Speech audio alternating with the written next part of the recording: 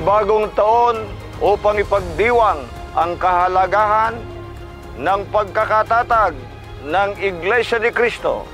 Isang taong muli ang lumipas, hindi pinabayaan ng Diyos ang bayan niya. Kaisa kami ng pamamahala sa paksang diwa na patuloy na magbigay kasiyahan sa Diyos ang kanyang bayan.